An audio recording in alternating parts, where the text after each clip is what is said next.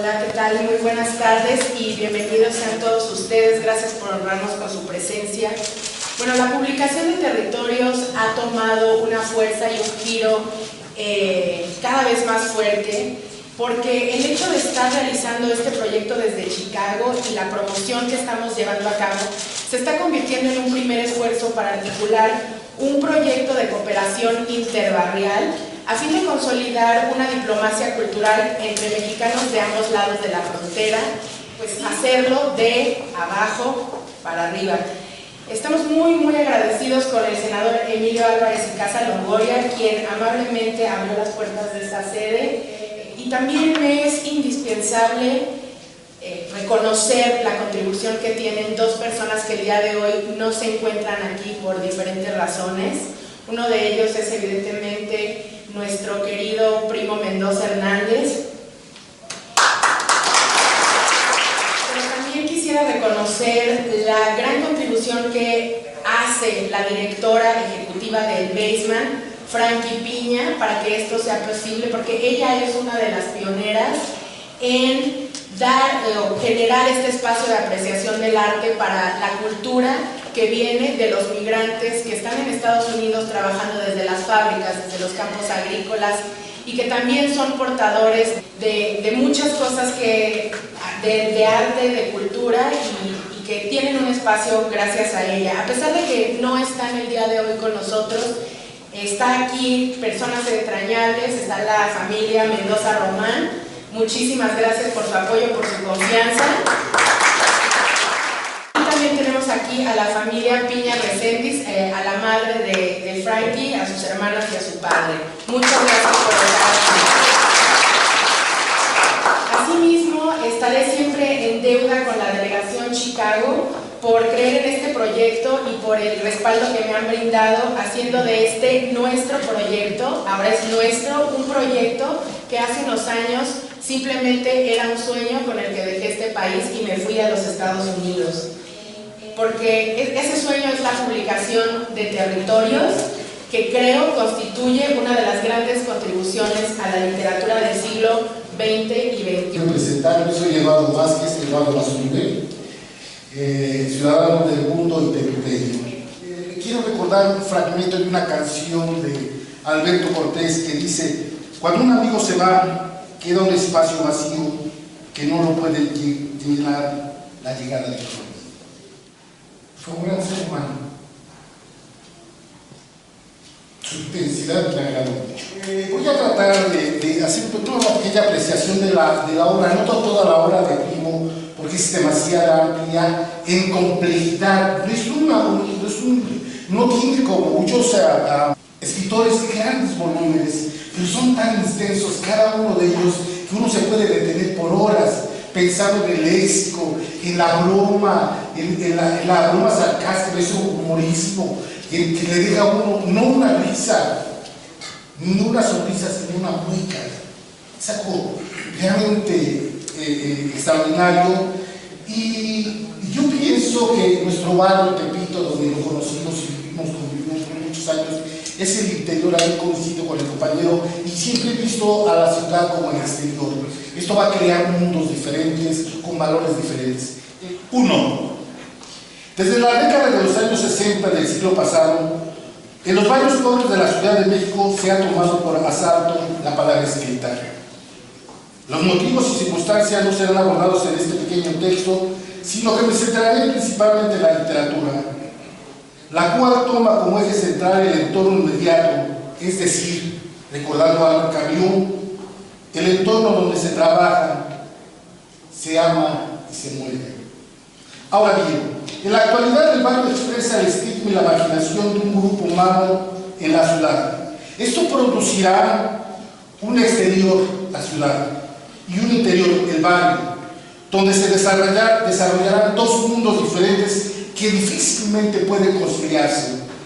Esta diferencia espacial conlleva una diferencia cultural que a su vez revela la distribución clasista y la apropiación desigual de la riqueza material e intelectual.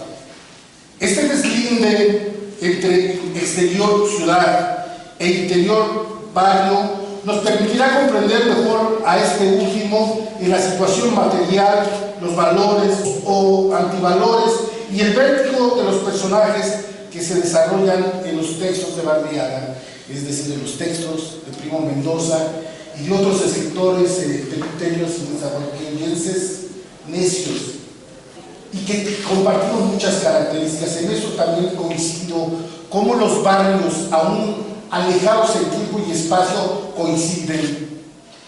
Desde el exterior, es decir, desde la ciudad, el centro supuestamente de civilización y cultura, se aprecia a los barrios a través de una visión apocalíptica, donde se reúnen asesinos, violadores, piratas, traficantes de armas y drogas, etc. Desde el interior, es decir, desde el barrio, la violencia y las carencias adquieren un tono cotidiano, casi natural, casi caricaturesco. De tal manera que los personajes calumniados por estas fuerzas tienen pocos momentos de lucidez para reflexionar y cuestionar sobre todo aquello que los rodea y los reduce a condición de cosas. Estoy hablando de los personajes medusinos. ¿Pero por qué escribir? Porque la muchachada del barrio siente la angustiosa necesidad de trascender, de ir más allá del tiempo, hablar, fundar y rehacer dentro de la escritura y su imaginación. Todo lo que le han envuelto desde que nacieron, historias, leyendas, nostalgias, mitos, mitotes, personajes, estados de ánimo, sueños y miserias sufridas. Esto es nombrar, poseer, legitimar sus vivencias para apropiarse de todo lo que conforma su barrio. Asimismo, descubrirlo en su brutalidad y ternura cotidianas y para descubrirse como seres humanos sensibles e intensos que aman, a pesar de todo, el terruño que les tocó vivir. De esta manera, Primo Mendoza, genuino cantador de barrios, ha tomado la escritura por asalto para recuperar, rehacer y replantear cada uno de los temas que le estrujan el alma, y como el primer hombre toma para sí la obligación de nombrarlo todo, además, para dejar constancia de su paso por este mundo violento y vertiginoso. Los personajes mendocinos se estremecen en el barrio ante la pobreza, es decir, entre la escasez y la violencia. Creo que estos dos términos de pobreza y violencia es una redundancia, pues la escasez siempre es violenta y llevada al extremo constituye el abono que envilece todo lo humano. Volvamos a nuestro autor. Sus historias revelan un mundo de muerte, privaciones, hogares deshechos, brutalidades policíacas, crueldad de unos sobre otros y un largo etcétera. Sin embargo, entre líneas, advertimos un lejano latido de esperanza, un tibio y dulce calor humano, una necesidad de comprender y amar amando, de encontrar el sentido de la vida en esta vorágine que se sentido. Hay calles más íntimas que otras, donde llueve diferente y su gente y árboles habitan otra materia, lugar y tiempo. Calles que recorres y transmiten su inexpresable lado oculto. Lugares, parques, esquinas donde te rasgas la joroba existencial, frentes de casas, callejones, lugares sin pavimento, baldíos con bardas perforadas, donde crece la hierba y viven animales fantásticos, solares privados que la imaginación desboca, tiendas y pendejones que te arrebatan rosas arriba, nichos callejeros desde donde miras al mundo y se amparan tristezas adolescentes, pasadizos de calles, íntimas azoteas donde vive la curiosidad y secretos de golondrinas viajeras. Ahora bien, en el texto Adolescencia, Primo Mendoza toma como temas principales el hambre y la brutalidad inconsciente. Dicho texto lo desarrolla en primera persona y a manera de monólogo, confidencia. Con esta estrategia narrativa logra enganchar al lector para que escuche esta suerte de confesión. En su desarrollo no encontramos héroes ni actos heroicos, sino una pareja humilde y desventurada, ahogada en sus carencias materiales y sentimentales. Él, alcohólico, desobligado y siempre hambriento, nos relata su relación sentimental y la posterior muerte de su mujer, cuya actitud de abnegación raya en lo absurdo. Por Dios, qué hambre me cago. Pero cómo no voy a extrañarla. Tanto tiempo juntos. Mira, todavía tengo el almidón en la camisa, la raya del pantalón, sus bordados grabados en los calzoncillos, un par de calcetines olorosos a jabón. Nunca quiso dejar de trabajar, ni antes ni después de rejuntarlos. Todas las semanas me entregaba el sobre amarillo de su salario, puntualmente, sin faltar una semana. Cuando la despidieron de la fábrica, allá por Mesones, dejó el pulmón derecho en el lavadero, completando mis gastos que, dicho sea de paso, no alcanzaban para mis largas noches de dibujo. Que quede como constancia de su amor esta pancita que con tanta paciencia día a día construyó. Doy gracias a la misma vida por haberla tenido al lado, un poco mocha, ¿cómo te diré? Tradicional. Siempre quiso casarse conmigo. De no haber pasado lo que pasó, chance le hubiera dado gusto. Qué feliz estaría en un día domingo, con el calorcito de las 12, esperándome levantara su vocecita diciendo: ya levántate, ya está tu desayuno, o te traje una cervecita, o bien, ya empezó el fútbol, pero no, tuvo que llevarse Diosito a esa santa mujer. Primero empezó a quejarse, dice que sentía mareos a cada rato. Al principio no le hice caso, creía, y lo digo sinceramente, que se trataba de malos consejos de su madre. Después empezó a levantarse más y más tarde, hasta que nos quitaron la leche de la Conasupo, según porque no llegaba por ella a las 5:15 de la mañana. Recuerdo que ese día sí que me indigné. No con los de la lechería, sino por su falta de responsabilidad. Dejé de hablarle hasta que consiguió, con una de sus amigas, que le dieran de nuevo la dotación. Eso sí, de ahí para adelante no tuve más remedio que estar al pendiente de que se levantara. Y así todo desvelado, todo genudo, tenía que irme a trabajar. Cada día se ponía más delgada y como más floja. El día que estaba más enminado y dispuesto a ponerle una hasta aquí, al llegar a la casa, ya no se le prendieron sus ojitos como cada vez que la regañaba. Por el contrario, se le notaban apagados, como idos de no sé qué tristeza. Entonces sí que me asusté. Corrientito que voy por la señora Lucy, la del 8, y que me jalo pachante con todo y sus velas de colores, sus huevos de gallina negra, sus hierbas y no sé qué tantas otras cosas. Qué jaloneo el de toda la noche, rompiendo sábanas para hacer compresas, moviendo trastes de aquí para allá.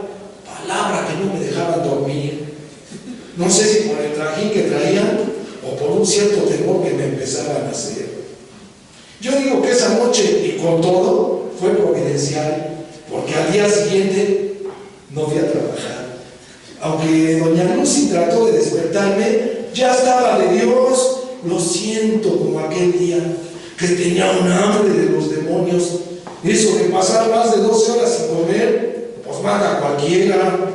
Y la coi, como le decía de cariño, cada vez peor, blanca como carne de gallina, con los labios descarapelados, igualitos a la pared del cuarto, que nunca pude resanar por falta de tiempo.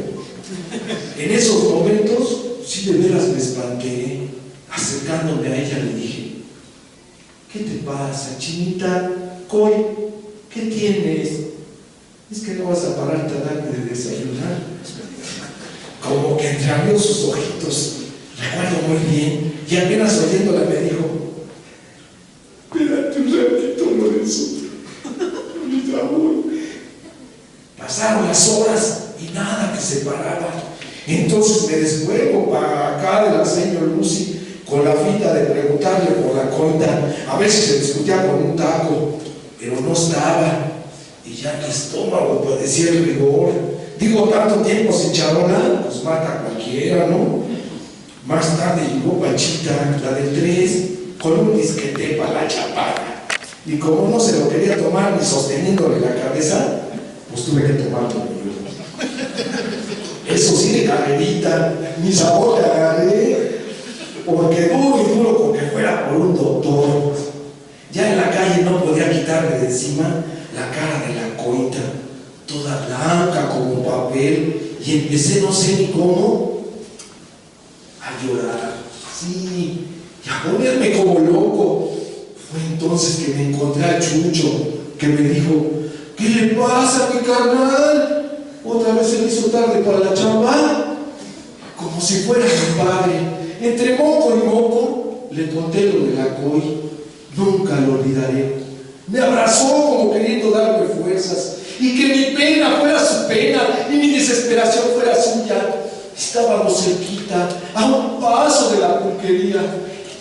Ya no supe ni cómo, pero ahí estábamos tomando tequila con ranch y concentrados en cómo conseguir un doctor. Ay, cómo son las cosas, cómo es grande la providencia, digo yo. ¡Qué chingón! Entre todos los cuates que vamos por la COI, ya en la casa, tu chante, carnal, el bolón de lloras, y la chinita en medio como pajarito entelerido, con sus leñitas gracias, como virgen y mártir de iglesia. Le envía el pecho, y al cargarla como que toda se escurría, la cargamos entre todos en la cobija que apenas ayer había comprado en Abonitos, allá en Guayguarán.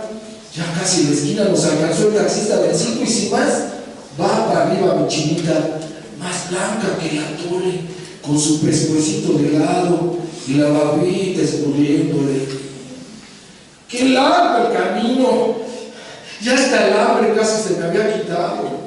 Traía la COI abrazada, como queriendo protegerla.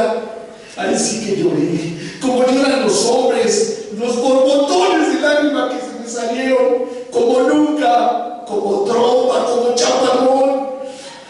Y el médico tráfico de las 3 de la tarde, la gente caminando por todos lados como hormigas borrachas, y las filas de carros y los semáforos donde quiere el rojo.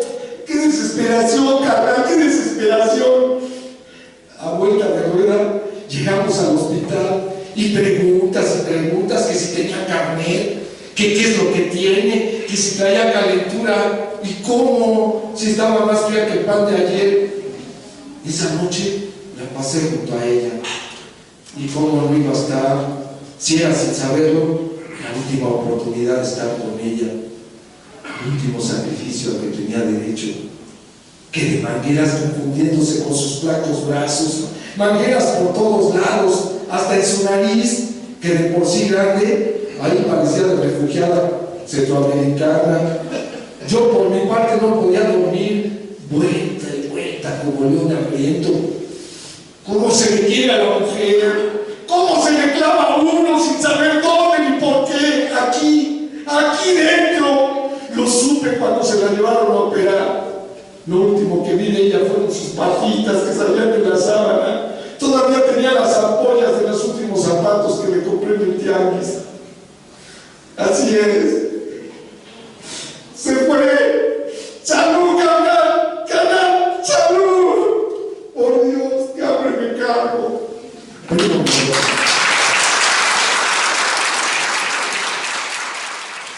Tres conclusiones. Así pues, Alcoholescencias, en la narración que acabamos de escuchar, es un texto realista, se ajusta a la realidad sin ningún toque embellecedor y lo ahonda objetivamente. En la atmósfera que envuelve a los personajes se respira la desgracia, la desilusión, el fracaso, pero a pesar de todo, existe entre ellos un gran sentido de solidaridad. La vecina que corre a auxiliar a la enferma con sus velas de colores, huevos de gallina negra y manojo de hierbas, en una suerte de herbolaria y magia. otros vecinos apoyados por la noche, el taxista que se ofrece a transportarnos. El personaje central. Los personajes apenas son delineados físicamente y existe en ellos una ligeridad que raya en la estupidez, es decir, un comportamiento social enajenado. El personaje central, Lorenzo, se abandona a un destino de alcohol y fatalidad, es decir, él mismo es la expresión sumisa ante el orden establecido, solo lamentos ante lo que sucede y un comportamiento inmaduro e infantiloide. Lorenzo se inclina ante el sistema capitalista al que no se atreve a impugnar, porque el sistema mismo lo ha embrutecido de tal manera que no le permite en ningún momento cuestionar ni reflexionar sobre las tremendas desigualdades de la sociedad en que vive. Mendoza usa evidentemente un vocabulario de barrio citadino: pirujo, arrejuntados, mocha, asegún, amuinado, corrientito, chante, marcharse, montón, ñoras, cuates, pescuecito, México, patitas, ampollas, tianguis. Además, expresiones rápidas, sencillas, naturales. 5 y cacho, pa' allá, pa' acá, más peor. Resulta interesante las comparaciones entre la blancura enfermiza y la temperatura de Coita, la esposa del personaje central, y los alimentos. Hay una comparación entre lo físico de Coita y los alimentos. Recuerde que cómo empieza con qué hambre trae. Y esas diferencias, fíjense cómo dice, blanca como carne de gallina, alimento, más blanca que el atole blanco, más fría que el pan de ayer. Asimismo, es interesante el contraste entre las expresiones de hambre, un hambre de los demonios, vuelta y vuelta como león hambriento, y la satisfacción de estos: desayuno, leche de la Conazupo, té, tacos. En la escritura de Primo Mendoza concurre una preocupación social, crítica. Además tiene un plus, pues bien puede funcionar como un documento denunciador que se vuelca sobre la realidad social y que puede aplicarse a la realidad latinoamericana y a todos aquellos lugares donde existan barrios miserables. La obra mendocina resulta ejemplar porque nos enseña cómo asaltar la literatura desde cualquier punto de los barrios y para que esta expresión artística deje de ser privilegio de unos cuantos, porque el arte pertenece a todos, aunque históricamente las clases bajas hayan sido excluidas de una manera sistemática. Ese extraordinario escritor, cantador de barrios, constituye un monumento al valor, a la identidad y a la rebeldía. En sus textos se expresa literariamente la enajenación humana producto de un sistema injusto, el capitalismo. Por último, debemos recordar las ruidosas palabras de Eduardo Galeano: en el sistema capitalista del silencio y el miedo, el poder de crear y de inventar atenta contra la rutina de la obediencia. Muchas gracias. La Magali y yo éramos de un coincidente profundo. Tal es así que llegamos a una cita pactada un sexenio después de lo fijado, en otro lugar, otra ciudad y otro país. Esto ya era en Nueva York, Minnesota. Para compartir las disidencias de nuestras vidas, a ella le gustaban los lugares rodeados de grandes masas de aire. Por ejemplo, adoraba hacer el amor en las azoteas. A mí me agradan los lugares cerrados, alejados de la molesta intromisión de hombres y dioses. Ella y yo nos unimos para vivir, así nomás, vivir pegados al ruido subterráneo de lodos antiguos y florescencias salinas, entre perros siempre marginales y las historias de costumbres lejanas que contaban nuestros vecinos y que decían como el árbol de los milagros, plantado en memoria del lejano terruño y el suspirar cargado de ganas de volver a mi tierra. A Magali entonces le daba por escribir cosas, sí, cosas. Le acogía un trance y tomaba cualquier papel a la mano para nombrar el territorio, la gente, enumerando calles y avenidas. Nombraba y renombraba al mundo deslumbrante, consignaba historias de juegos infantiles, como el bolillo, por ejemplo, o hacía poemas de un amor distinto al que jamás había oído mencionar, habitado por mujeres, hombres y niños, de colonias hechizas y paisajes urbanos, de tianguis y tacos de cabeza, y tepache anaranjado en bolsas de plástico con popote, y de bandas trasnochadas gritándole a la luna desde la caja de una destartalada guitarra de cuerdas vivas. Magali murió una tarde mientras tejía visiones, con la mirada enredada en un crepúsculo deshebrado. La amortajé en un suspiro convocante de humo y polvo de avenida congestionada. Recogí sus minúsculas pertenencias. Un libro con la mitad de letras consumidas. Un sombrero parabólico captador de poemas inéditos. 2 deseos inconclusos. Unas píldoras de éter selénico. 2 que 3 libertades intactas. La última visión de sus ojos vegetales. 2 silencios en buen estado. Una sonrisa pegada con masking en el espejo del baño. Un te quiero en el mecate del tendedero del patio y 2 tragos de cerveza el día anterior.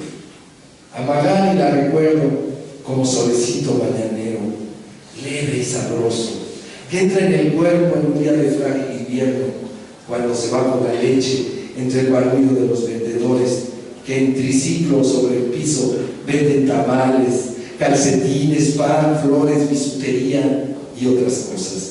La recuerdo, sí, con su olor de habitante de tercera generación que habita un cuarto rentado y cercano a la cisterna del niño ahogado y el eterno caer del agua de manguera negra, con su olor a sandía recién abierta, a día de fiesta, a letra impresa, adrenalina y coraje de viajera de combi y micro, a flojera por el nuevo horario. La recuerdo con sus querencias. Quería ser bailarina, pero tenía pies planos. Pianista, pero perdió un dedo mientras alimentaba a un buitre en el zoológico de Zacaco. Quería la noche más que el día, en la ocupación íntima de un territorio al que ya pertenecían sus pocos muertos, un tío lejano, su abuela paterna y un hermano.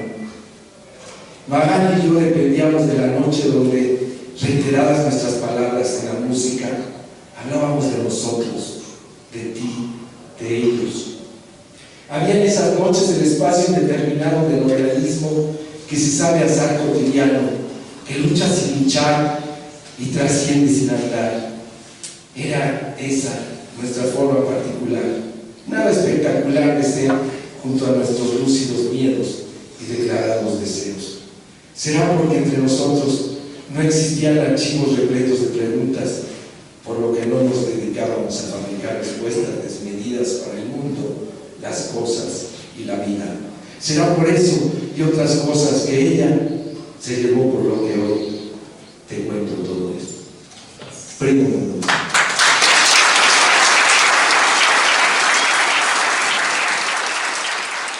Hay calles más íntimas que otras, donde llueve diferente y su gente y árboles habitan otra materia, lugar y tiempo.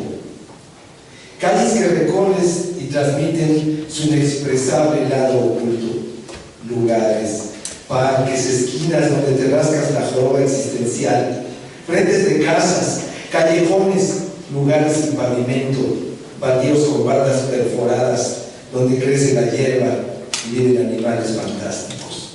Solares privados que la imaginación desboca, tiendas y tendejones que te arrebatan golosa saliva, nichos callejeros desde donde miras al mundo y se amparan tristezas adolescentes, pasadizos de calles, íntimas azoteas donde vive la curiosidad y secretos de golondrinas viajeras. Territorios con la heráldica de los juegos y las perversiones, y otros donde vive el corazón de los mitos y las microleyendas, insurrecciones de banqueta y sucesos escandalosos. Territorios ganados a tiempo y a tiempo, que sin saber cómo ni cuándo van invadiendo redes, nervios, venas de concreto y pavimento, abriendo con recuerdos las válvulas de indefinibles órganos en banquetas y postes que segregan adrenalina, hormonas y la sinrazón de los actos más secretos. Territorios donde te llueve internamente por lo inexplicable, donde vagas obsesivo y donde tu primitiva identidad susurra cuentos y rezos al ángel de la guarda y chingaderas cotidianas. Ahí uno siente la mirada de Dios y mira por la cerradura inundada de nostalgia cuando la ciudad se llueve. Y es entonces cuando los verbos básicos te fluyen conjugados en el pasado. Primo Mendoza.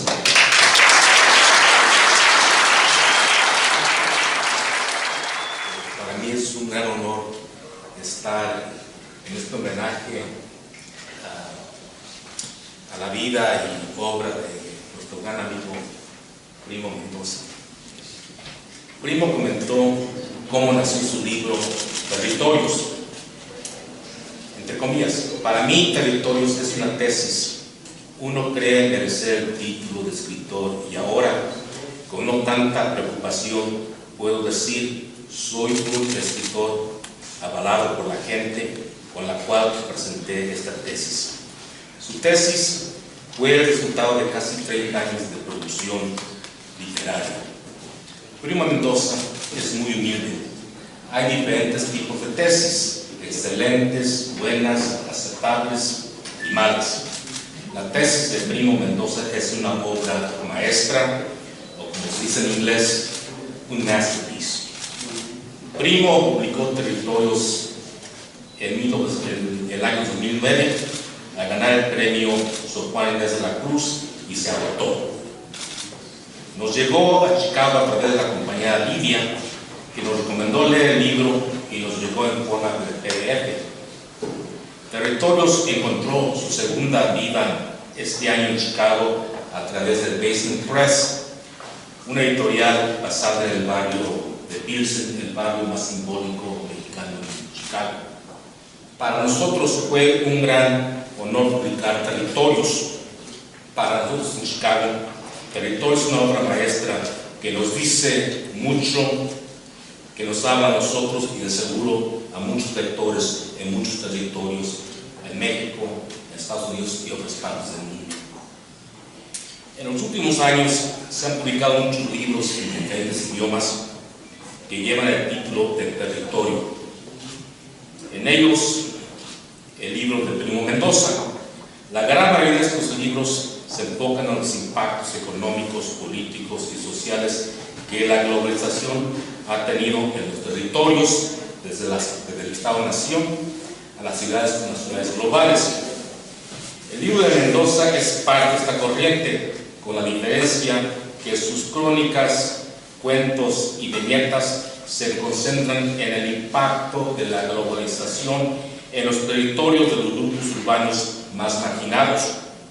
Es un libro que le da cara, cuerpo y lengua a la vida cotidiana de estos grupos y desde su perspectiva. Por un lado, Primo Mendoza nos dice que en nuestros tiempos los territorios de los marginales son de carácter universal. Se encuentra en Cairo, en Manila, en Buenos Aires, en Chicago y la Ciudad de México. Por otro lado, Primo agrega que cada territorio es único dado su posición y relación con su ambiente social y económico más amplio y también por su historia y por sus rituales.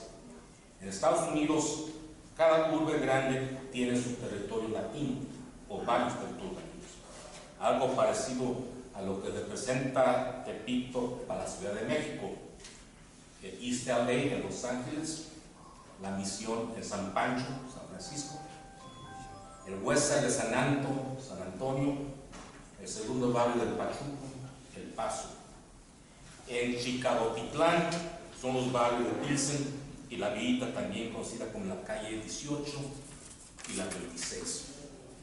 Nuestro barrio de Pilsen, La Villita, es una mezcla de Tepito y Neza. los dos territorios principales de Primo. Como Tepito, Pilsen es una de las vecindades más antiguas de Chicago.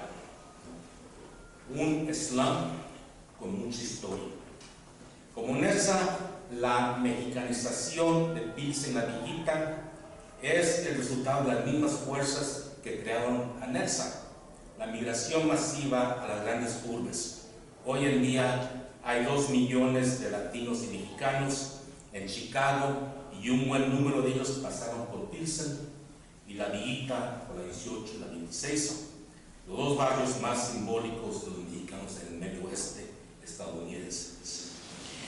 Como la figura de Fausto, el maestro Mendoza nos demuestra que los territorios tienen 2 almas en un solo cuerpo, la luz, lo oscuro, lo bueno, lo malo y así en oposiciones.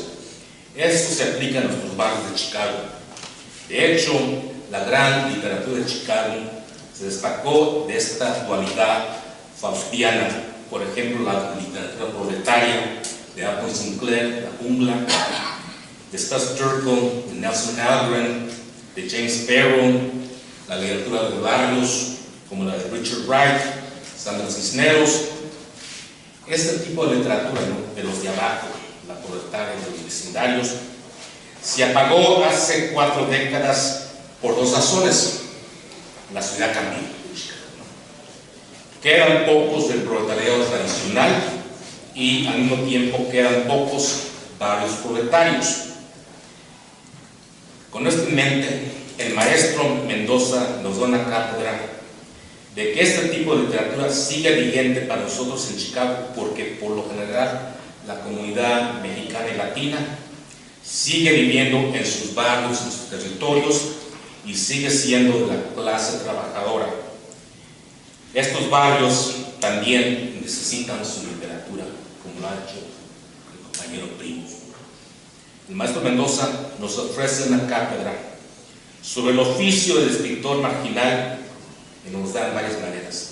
Primero, el escritor se pone al servicio de los grupos sociales, personajes al que describe y escribe. En su caso, él vivió los territorios que describe, recorriendo sus vecindarios, calles, tianguis, tocadas, cantinas. Él es un insider, viene de adentro y convive con sus territorios, observando y escuchando para capturar la experiencia diaria de sus sujetos. Él es guiar a sus sujetos, la primera lección. La segunda, el escritor tiene que tener empatía, una compasión por sus personajes sin juzgarlos. En ese sentido, sus cuentos, sus crónicas, sus viñetas conforman un ensayo social. En este acto de ensayo social, el escritor les da a sus personajes su dignidad y respetabilidad. En sí, el maestro Mendoza no marca una línea de separación entre él mismo y sus sujetos. Él no los mide, como lo hacen otros escritores de afuera, outsiders de mainstream, ¿no?, que solamente ven el folclore y lo oscuro del barrio. El maestro no juzga, y esa es una de sus grandes virtudes como escritor. Cuarto, el maestro Mendoza nos enseña que un escritor necesita escribir con confianza, nos enseña a no ser tímidos. La Universidad de Primo Mendoza fueron sus territorios, Tepito, Nerza, el centro histórico y otros lugares, los vecindarios, las calles, los tianguis, las cantinas, los camaradas, o como decimos allá, con sus homies, con sus homebrews, con sus hombres, ¿no? Esta experiencia cotidiana se nutrió con su lectura de las grandes figuras de la literatura universal y su participación en talleres populares como Tepito Arte Acá, el Sótano de los Olvidados. De esta forma, el barrio se vuelve una escuela de escritores y de artistas. Como intelectual orgánico, o como Primo lo llama, la élite marginal, él nos demuestra que el barrio puede producir excelente literatura y excelente producción cultural. Él es el ejemplo.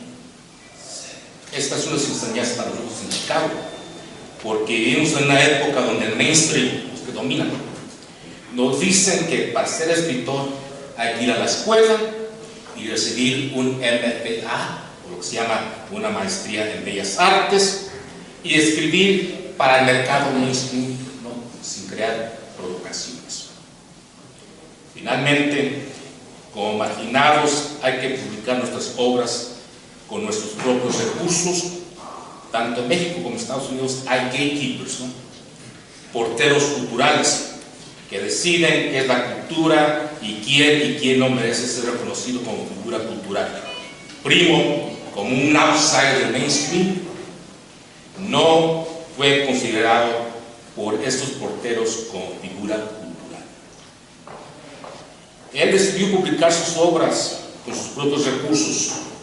Nosotros en Chicago intentamos hacer lo mismo. Son las grandes lecturas de enseñanza del maestro. Mi cuento favorito de Primo Mendoza es Carta Abierta de don José Guadalupe Posada, escrita en el último día de su vida, el 20 de enero de 1913. La carta describe la vida cotidiana de Tepito, el vecindario de Posadas, sus caminadas a Buenavista, donde estaban sus talleres, y otros barrios. Nos describe la atmósfera política que anunciara un cambio en México, porque unos días después viene la escena trágica. Primo escribe con la voz de Posada: atrás quedan los días de combate directo en que dibujaba al señor Porfirio y sus huestes, los señoritos del Jockey Club, los acaparadores de todos los tiempos, lagartijos, catrines, hijos de la pelona. Por contraste a esto, encontré el alma del barrio, donde obrero, vendedor, artesano, agricultor urbano marcaron ritmo, rutina y tiempo en una ciudad que, sin ser tan grande, apantallaba. Y termina su carta con un consejo al que quiera ser grabador, en este caso, el que quiera también ser escritor. Nos dice: hay que sostener el tiempo de observación hasta lograr que se quede lo esencial del entorno, la interioridad de quien observa y desea más que copiar, darle vida. Luego, esbozados como quien esboza el pensamiento de un amante persistente, por ejemplo, la muerte. Postdata. Entre los numerosos valedores que hubiera querido conocer, salúdenme a don Gabriel Vargas y añero Alberto Beltrán. A mí me hubiera dado un gran gusto conocer a Primo Mendoza y con él dar un largo recorrido por sus territorios. Muchas gracias.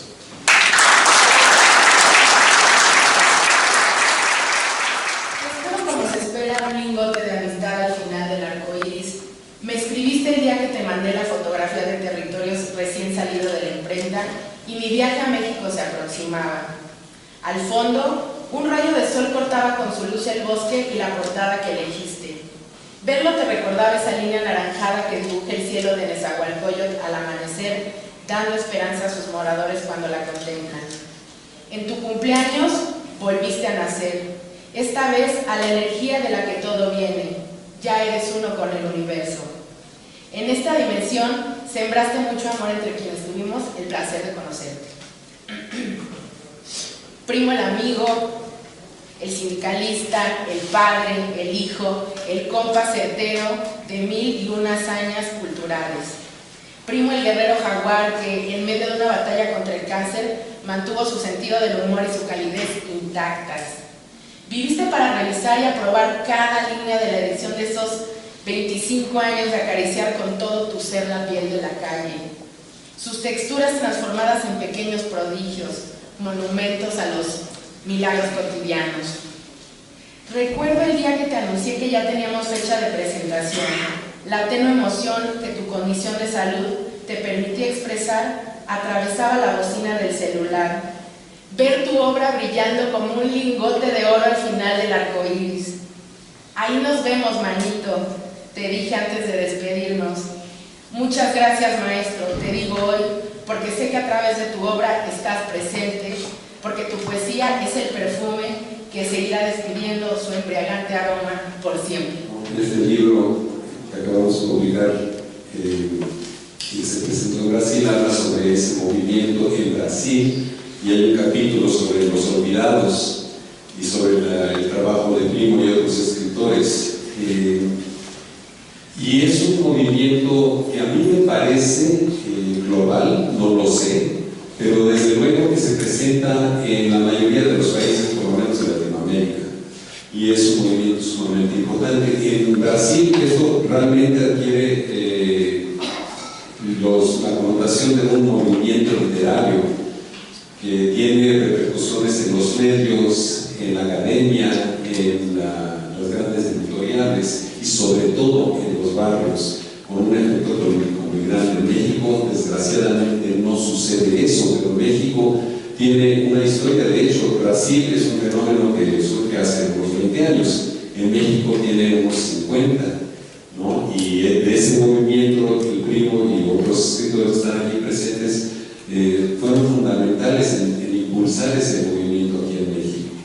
Entonces, a mí me parece que el Primo es uno de los escritores más importantes, ¿no?, de los que yo conozco, por la complejidad y la belleza de su literatura. Alan da Rosa, escritor de Brasil, digamos, sería el paralelo brasileño. De hecho eran muy amigos, ¿no? Se hicieron amigos por acá. Con bastante entusiasmo que estamos aquí el día de hoy, no solo obviamente para rendirle homenaje a Primo Mendoza Hernández y su contribución a la literatura mexicana, pero también nosotros queremos comenzar a entablar esta gran contribución, no solo aquí en México, pero también en Chicago. Yo represento a un distrito mexicoamericano que tiene muchísimas historias también, muchísimos territorios también. Así que nosotros queremos hoy, representando al Concilio de la Ciudad de Chicago, en especial al barrio de Pilsen, donde tenemos una comunidad muy fuerte. Tenemos ahora aquí, pues, obviamente, el basement, un equipo de trabajo que ha hecho bastante para nosotros. Que me hacen recordar a mi hijo, único, pero que lo que le pude dar, supo aprovecharlo para siempre, para dejarlo para todos los que están presentes y los que no están presentes. Gracias por todo. A nombre de tu padre, seguramente estoy muy contento por este homenaje. Yo no traigo más que algunos recuerdos de unos muchos que pudiera exponer el día de hoy. Tienen que ver con tres. El primero, muy importante, que tiene que ver con los territorios que se recorrían en la infancia. Me decía un buen amigo que había que recordar que fue ese Primo que no se ha mencionado todavía por aquí. Recuerdo entonces la expresión de pata de perro, que era salirnos a la calle con mi mamá, con mi hermano, con primos, Edgar, Roberto, Jorge, Cristian. Recordábamos entonces que con poco, con ese dinero que se sobraba del sobre de Manila, de la Manila, con ese llegábamos a muchos rincones de la Ciudad de México y otros tantos en el país hasta donde alcanzaba. Y ese recuerdo lo tenemos muy vivido y me alegra mucho. Es la pata de perro, que nunca dejó papá de hacer la pata de perro, ¿no? Eso lo llevó a todos los territorios que conocí. Un segundo recuerdo muy vivido que queda representado por todos y todas ustedes es que me decía continuamente: dedícate en la vida a ser amigos. Y veo que lo llevo a cabo. Gracias por las palabras sinceras, chingonas, justas, necesarias de recordar en los tiempos en los que un tercer recuerdo que ya fue en Gama decía o dijo mi papá: ya no voy a volver a escribir, pero nunca dejó de soñar. En esos momentos recuerdo que todavía me decía sobre un sueño que tenían unos sacerdotes italianos. Entonces estaba reconstruyendo quizás su último cuento.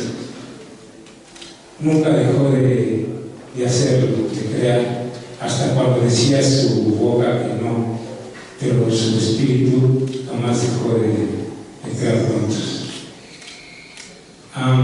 Estos territorios y muchos cuentos dan cuenta que el sistema precisamente necesita de amigos, necesita de camaradas, necesita de sueños para continuar. Que viva Primo Mendoza y sus territorios.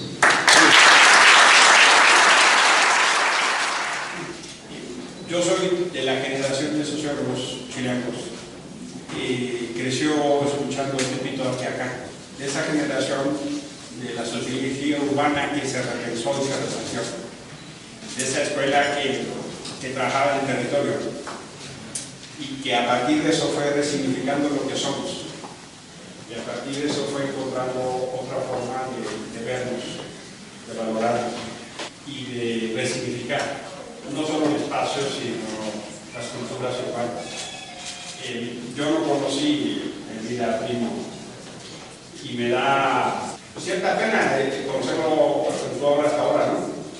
Pero ya cuando empecé a leer, ya cuando empecé a encontrar, dije, no, pues sí lo conozco, porque lo que hizo, lo que discutió, los planteamientos en Ciudad de Zaguacoyo, lo que hizo en Tepito o en el centro, son parte de las cosas que me fueron informando en la escuela. Y me da mucho gusto que resignifiquemos además el puente con Chicago y con toda la mexicanidad que está acá, ¿no? También en sus propias identidades y en sus propios territorios. Qué bueno que están acá, que nos ayudan a encontrarnos con esa parte nuestra que está allá y con esa parte suya de ustedes que está acá, ¿no? Y por supuesto decirles pues que el Senado, al menos en lo que a mí corresponda, está abierto para eso. Debemos hacer de esto un espacio para resignificar esos aportes como los de Primo. Tenemos que hacer esto un centro cultural de la gente y para la gente.